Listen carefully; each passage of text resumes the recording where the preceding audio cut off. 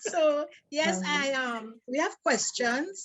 We asked prior to the show, we asked our audience, our followers, to send in questions which we can ask you and for you to answer. So they talk about the picture with depicted two vibrant, healthy, and sexy women. Thank you, whoever wrote that. And so the question was, what are good positions for older adults? Right. So that depends on the particular challenge that that the older adult is having. But there are three positions that I would suggest that you start experimenting with, particularly if we have issues of mobility or issues of pain. And one is what we call spooning. So spooning, man at the back, woman in front. Right. Is one position, take some pressure off the back if you have back pain, right? And it allows the man at the back here to use his hands for for arousing and stimulate the woman's body. And patient could take place from the back as well. And it wouldn't be as deep.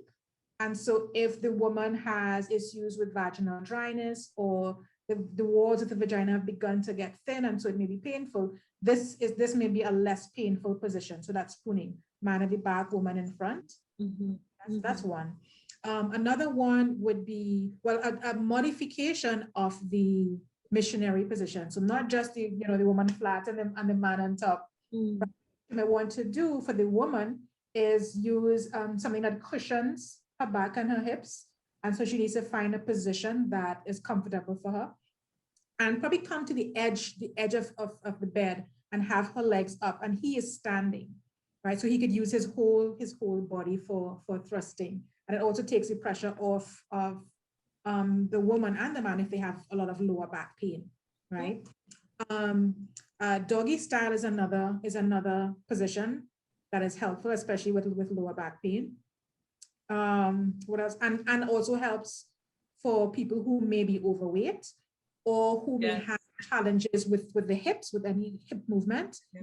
Style is great for couples in which both or one of them may be experiencing some kind of hip pain, right? And she could also, the woman who is going to be or the partner who is on the bed, who is kneeling, can use pillows and other supports, to make sure that they're comfortable.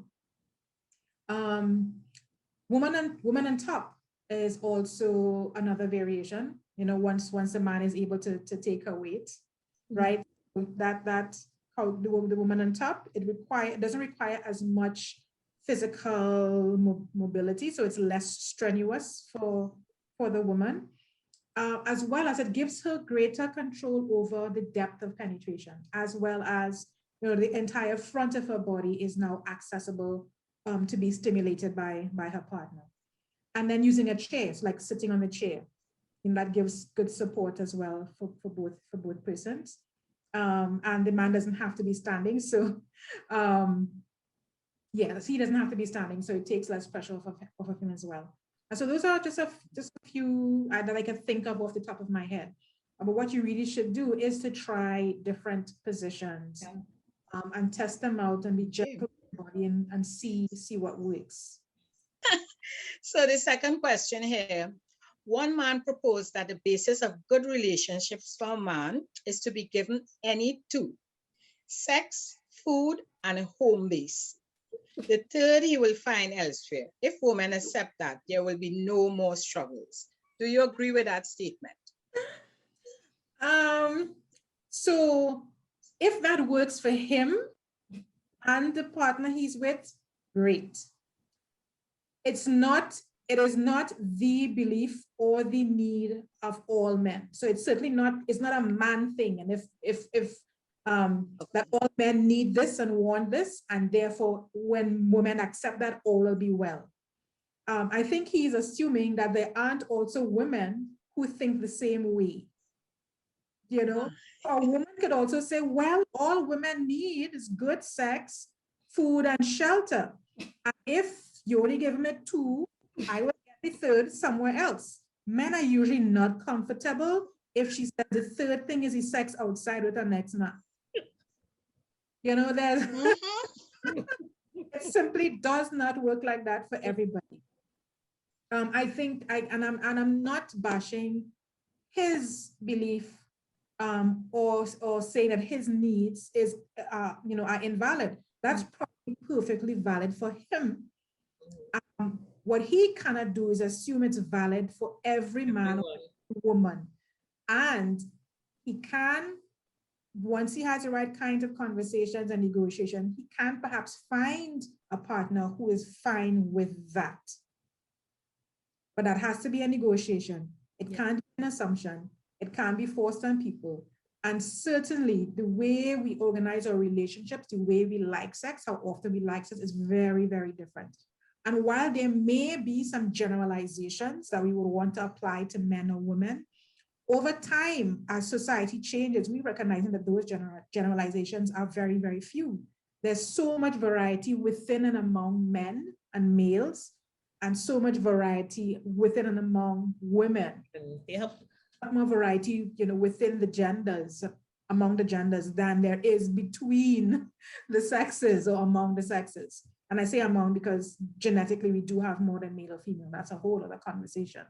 Yes. And so what will end arguments are people being open, honest, and vulnerable, negotiating and being very clear about their needs and their wants and their boundaries, and knowing what they're willing to work with, what they want and will accept, and what they'll enjoy, and that'll make them feel safe and secure.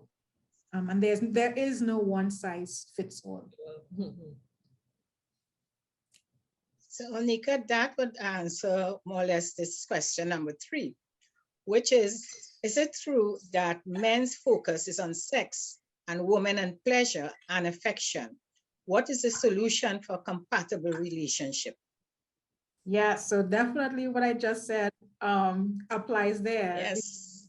The solution is having discussion. Yeah. And first of all, learning and understanding who you are as a sexual being and what you like and what you don't like.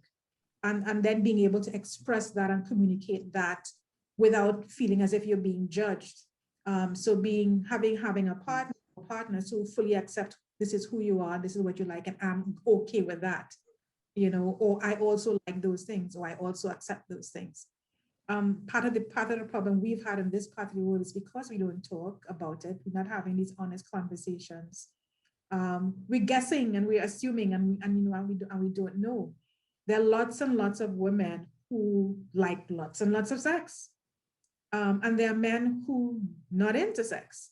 I mean, some of the couples that I have had to work with included the situation where the man had a lower sex drive, and that's just how he is. There's nothing wrong with him, or there's nothing that was broken, nothing went wrong. That is just his makeup.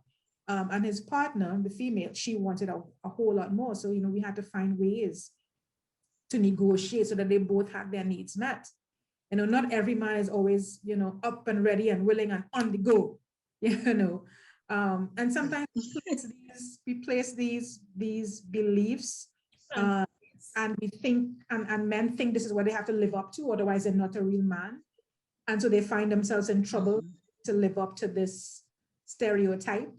And same thing with women. It's really, really not healthy, and they find themselves in my office trying to work through all these, ridiculous, socially imposed beliefs or attitudes that just don't work for who they are. They're just not logical and they don't make any sense. So, yeah, and there are some men who really want the cuddling and the love up and the nice words. They're not too much into the sex as much, but we don't allow men to be that way. Allow them to be that way. So, I hope that answers the question clearly. Sure. And the other questions, I know you in your chat before with Terry-Ann would have covered this also. So I'll just go through it. Is it natural to have a healthy sex life after 50? Oh, listen, we are still from womb to tomb. From womb to tomb. So yes, it is very, very natural. And in fact, it is encouraged. And it is encouraged because there are real benefits to having a healthy, safer sex life. There are real biological benefits to maintaining that part of your life. And I just want to touch very quickly on an actual physical benefit that we tend to overlook or don't realize the link. between that physical issue and having good sexual functioning. And so incontinence, when we laugh, we cough, we jump, we sneeze, and we leak urine. You know, it happens to both men and women. And so part of the reason why that happens is because we're not using the muscles on our pelvic floor. And so one of the ways to exercise those muscles on the pelvic floor, to get blood flowing to that area, to keep that area nourished, is to engage in some kind of sexual activity. If you're staying away from penetrative sex, you still need to access or exercise those pelvic floor through your Kegel exercises or using something that we call a yoni egg. That's a whole other discussion, but there are particular tools that are used to keep the vaginal flow healthy, as well as to keep the pelvic floor healthy in men. So as you get older, those muscles, they get weak and they begin to collapse. And what happens is that your bladder is not held in place. And so because that bladder isn't held in place, yeah, you're leaking urine. And so lots of good sex help with that. I mean, that's the most fun way to deal with it. Yeah. You can also do your pelvic floor exercises, your Kegel exercises, solo pleasure. So if you don't have a partner, you know, using a toy or just using your hands to make sure that so, you know, that I use my model to kind of explain what happens with the pelvic floor and to teach women about using yoni eggs and that kind of thing and why it's important. So that's one of the reasons, as well as keeping our blood pressure low. It actually boosts our immune system to have regular, safer sex. It helps with keeping the skin supple and moisturized. There are lots and lots of reasons to continue to engage in safer, healthy sex as we get older, because sex is considered creating regenerative energy. So if you want to look younger for longer, you know. Yeah. So the question, what do you do when there are physical challenges and you don't want to hurt your partner's feelings? And so that requires a gentle conversation. And it also requires that you recognize sex does not have to be penetrative. Like really good sex does not require an erect penis. It does not require intercourse. It does not require that you do a lot of physically strenuous things. And so first thing, talk about your challenges. Perhaps you may need a mediator, so maybe go to a sexual health professional who will be able to mediate that conversation between you and your partner. Onika Henry. Yes, I can help. Yes, and let's first of all letting your partner know that you miss them in that way, that you really want to connect with them, but you're not sure how, given the physical challenges that you have. And let them know that you're willing to work through or find solutions for those physical challenges. And once again, note that sex and experiencing orgasms does not require strong, erect, hard penises or tight, elastic, moist vaginas. The body is amazing, amazing, amazing. The body is wonderful, wonderful. And there are many, many ways to experience sexual pleasure. And I like to remind people, particularly when they ask those questions, that I have colleagues and friends who have disabilities, who are paralyzed from waist down, who still experience their sexual pleasure in wonderful ways. You know, I had a couple I consulted with a couple of months back. You know, the gentleman, he had got into an accident. It's a married couple. And so, you know, he only shoulders up, you know, is able to move. So he's better than most of the time. His wife, she's the one who's scared about, you know, doing anything. And he's like, come on, sis. Him. And he's able to, she'll damage him. Yes, and so finding ways to negotiate that, but he is still able to access his pleasure. He's still able to access his orgasms, even though his body is now completely different. So yeah. That is so reassuring to hear. I'm sure many people would be very, very reassured by that. Great. I hope so. I hope so. Okay, so are men over 80 able to have sex naturally? Right. So once again, once we broaden our definition of sex, the answer is a resounding yes. Yes. It doesn't have to have strong, hard rock erections. He can have sex naturally. And there are ways, techniques of massaging the genitals that are able to give pleasure and to give orgasmic experiences. So yes, once he's experiencing pleasure, once he's able to access that erotic energy, once he's enjoying it in his body and experiencing orgasm, he's having sex. Doesn't have to have penetration to have sex.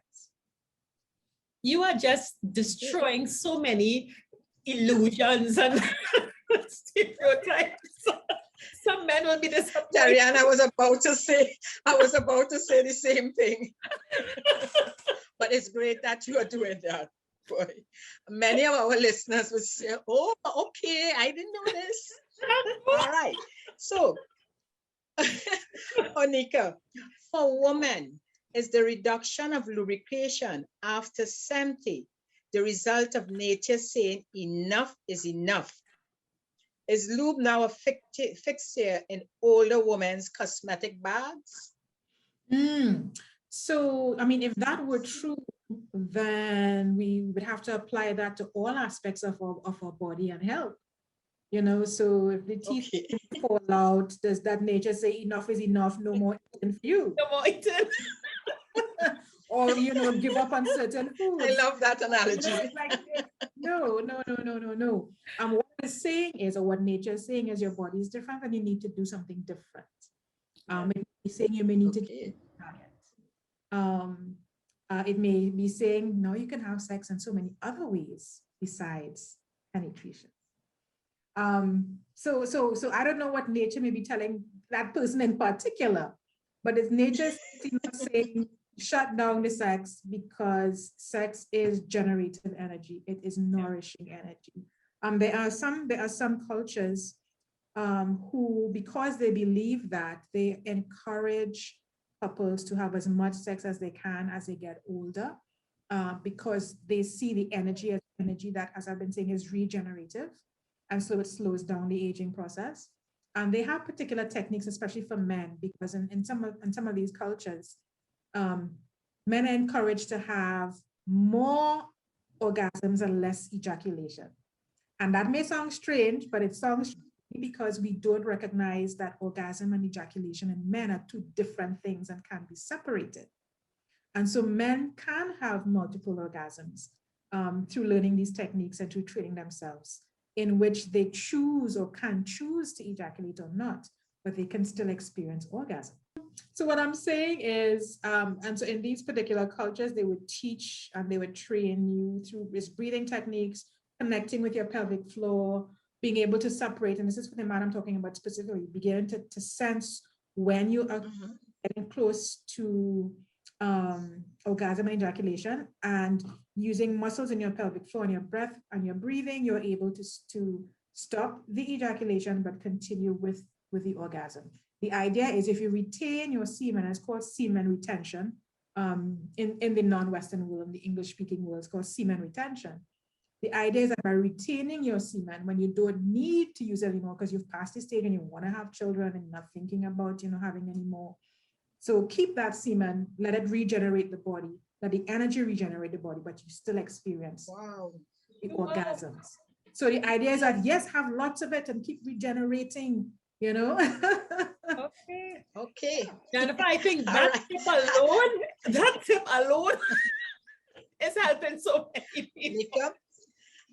Because of time, so let me don't stop you. Let me just continue because I've so much to say on this, but let's go on. If a woman has not been sexually active for a while and is hesitant to be intimate again, can you speak on some of the fears that might be holding her back? Right. And so if it's been a while, there could be a number of fears there. So one, can she trust this person with this, intimate and this special part of herself? Is she going to be able to perform, quote unquote? Is he going to be turned off by her body if she's gotten older and doesn't expose Yeah. herself that way. What is her body image like? You know, is she afraid of what he's gonna say, or what her partner is gonna say? You know, when she takes the clothes off.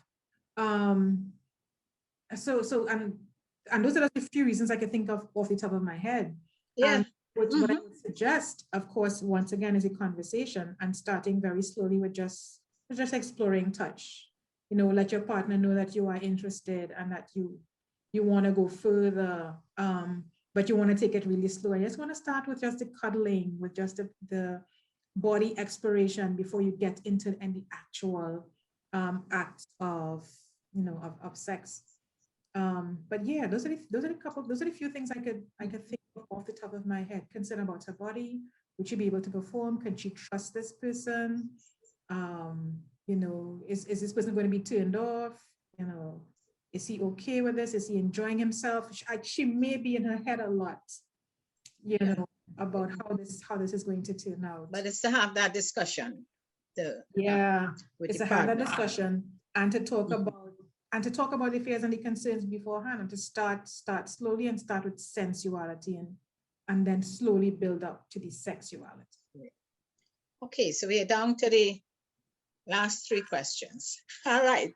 A critical issue is our silence and fear of openly discussing these topics or using code words that are not properly decoded. And you know, you're dealing here with the 50+ cohort.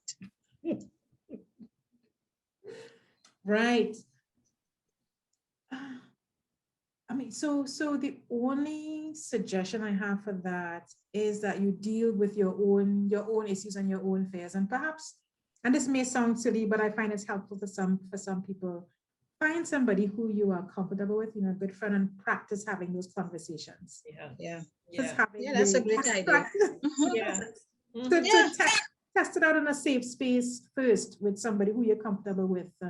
You could go back and forth and role play, you know, so that you can track what the sensations in your body, track how you're feeling, and kind of practice how you might behave in a real situation with a real partner when it comes to talking about sex and asking for what you want and talking about what you don't like and talking about what you'd like to try. That's one thing that I can think about that may help in terms of easing your way into that conversation. But the challenge with using codes and decoding is that you can't assume that the other person knows what you mean. You know, you can't assume that you're on the same page. That's a very risky thing to do, to be speaking in codes. Meant, like, but that's what I mean to me. But that's what I mean to me. That, you know, so you don't want to risk. You don't want to risk having that huge misunderstanding and those assumptions that will, of course, you know, create very uncomfortable situations or create conflicts, you know. So it's important to be straight. Well, Onika, you actually preempted the other question, because I think your answer would be the answer to this one. So let me read it still. It is possible that the knowledge men and women assume the other possesses about each other's needs and wants may be completely wrong. And as a result, many of us suffer in silence. Silence kills relationships. Yes. Yeah. Here's another thing silence does during those sexual experiences. So when you don't empower your voice, you don't have much. You're not giving yourself choices. You're not giving your partner choices. You're not giving yourselves options to do something different, to do something better. And so you're beginning to train your body not to respond. And so after a while, it becomes difficult to experience orgasm and to experience pleasure. Yeah, and faking orgasms does the same thing, because your body knows this is happening, but this is the training that you're giving it. So it's not really receiving, it's not really, it's not really receiving and being stimulated, but you're pretending that it is. And so that's the training that you're giving your body. That's going to set you up later on in life. And eventually you might begin to resent your partner, you know, because that dissatisfaction and that discomfort is building up and it's going on and on over time. And then all of a sudden, sometimes it comes out in a very hurtful way in arguments, you know, and that's something that you really, really, you know, want to avoid. You know, you don't want to, it ends up hurting everyone involved, is what I'm saying. It's equivalent to living lies. Yes. You know, if you don't speak your truth, it comes back. Yes. Correct. Right. So on the final question. Okay. This question, Onika, is from men. Mhm. Very popular question. And they wanted to know, it's on their sexual lifespan and their ability to ejaculate. So bottom line, they want to know how long they can go, what age, you know, they can go until. Right. And so I did respond to, well, I gave answers before that would answer this as well, this question as well. Yes. And depends a lot on your health, the state of your health, how fit you are, and how well you've been taking care of your body from your younger years, because all of that is going to impact on the state and the condition of your body now. And Yeah. particularly it is important to note that it is your circulatory system, your respiratory system that needs to be healthy. No, I say circulatory as in blood flow, because in order to have erections and to have that ejaculation, you need to have blood flow into the penis. And so if you've got blood flow issues, if you've not been taking care of yourself well, if your circulatory system isn't working too well, erections may be a problem, ejaculation may be a problem. However, as I've said before, you don't need to have an erection to have a really good sexual experience. Don't need to have the experience ejaculation in order to experience orgasm, because they're two different activities, they're two different events in the body. And so we are sexual from womb to tomb, as I said. You can keep going for as long as you want, for as long as you desire, for as long as you feel fit enough and healthy enough and interested enough. And there are many ways to explore the erotic energy of the body. So long as you're willing, and as long as your partner is willing, you could experiment and find in wonderful, wonderful ways in which, you know, the creator designed this body that we have. So I don't think the guy should be concerned at all about ability to ejaculate. I think the concern should be, and this is just my suggestion, the concern should be, am I accessing my erotic and my sexual energy in ways that make me feel good, and ways that make my partner feel good, and in ways that enhance my sense of well-being. So, yeah. Okay. And they can save their semen to nourish their bodies. There we go. Ah, you're a good student, Jennifer.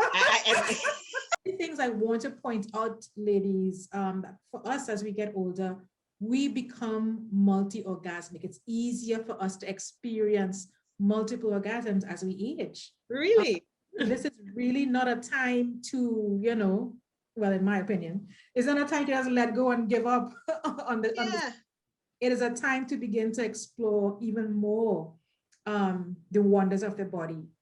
In our field, we say it gets better with age. It should definitely get better with age once you've got the information, once you're more comfortable with who you are, you're able to communicate, and you're taking care of your body and you're eating well. Those multiple orgasms, they're a real thing as we get older. You know, I think that's maybe the advantage we have over the guys. I was just about to say we limit our orgasms to partners' capacity. Yes. We Yes. tend to feel, because as you were speaking, Onika, I could hear some woman telling me, but Jennifer, we have no male partners. You know, it's easy to say that, but what do we do in our case, you know? Exactly. And I've been single for quite a while, for a few years.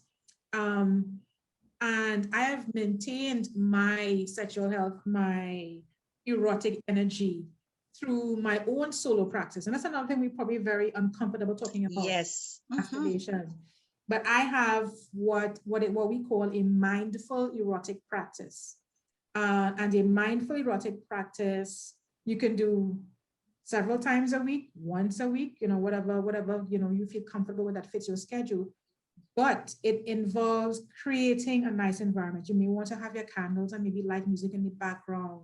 You prepare your space. If you're using your toys or whatever, you lay them out, because you may or may not choose to use them. But then we do breathing exercises. We check in with our bodies. We do a meditative practice. And then the way we touch ourselves, the way we give ourselves pleasure becomes meditative. It becomes nourishing. Yep. And then after we experience orgasm, if we wanted to experience orgasm, if we bring ourselves to that in a mindful erotic practice, we don't have to. Whether we do or not, we spend the last 5 to 10 minutes just savoring, checking in with our bodies. And that is a regenerative kind of experience. It helps you to tap into your wisdom of your body as well. Because if we slow down, pay attention, our bodies gives us information that our brains don't. Too busy. Yeah. Onika, let me ask this. This would work for both male and female? Correct. Correct. Okay. Correct. Correct. I think that is so important because, Jen, as you know, one of the main issues is, for whatever reason, there are so many single people in our cohort, and men as well as women. And the fact that most people think that you to really express your sensuality and sexuality, you need a partner. You need a partner, yeah. I love that topic, and we are coming back with that topic in another show. Great. And so what a mindful erotic practice does, it not only helps you manage your sexual needs and wants, especially if you don't have a partner. And you can still do it even if you have your partner, because it's a different kind of nourishment. It's a different way of using your erotic and sexual energy. But one of the things that keeping in touch with our sexual erotic energy does is that the more we do it, the more sex we get offered, because our bodies are now producing all these pheromones. And then now the message. Yeah, so people are beginning to pick up. I just love the term because I'm all about energy. What is it? Mindful erotic energy? Mindful erotic practice. Yes. Well, I was hearing erotic energy. Well, because that's involved. You are definitely building up, moving, playing with, and exploring your erotic energy during a mindful erotic practice. That is great. Onika, we are coming back to do a whole session on mindful erotic practice. Looking forward. Really, this is going to, that stage just got a whole lot bigger, brighter, and better. Let me give a little bit more. Let me chuck some more inside there, because it's so juicy. So one of the things I do with my clients before I teach them how to put together a mindful erotic practice, we do genital mapping. So with a client, we actually map the genitals. And so, but that's an in-office thing I've done here, but I've also guided clients. That's a one-on-one session. Yeah. Guided clients through a session online, like virtually, because what it is, you are literally, I'm giving you different strokes to try. Oh, okay. Different parts of the external and internal genitalia, both male and female. So if it's all, I'm guiding you into the kinds of touch and how to vary the touch with pressure, friction, speed, pattern, and stamina. And so when I guide you through a genital mapping and a pleasure mapping, you now have a menu of strokes and touches to use that work for your body, that you could incorporate now into your mindful erotic practice, along with breathing exercises and stretching exercises that we call, like that's been called orgasmic yoga. Okay. Yeah. And is this something that can be done in a group, or is it preferred one-on-one? It can't. So that's a little tricky. It can be done in a group. Trusting people.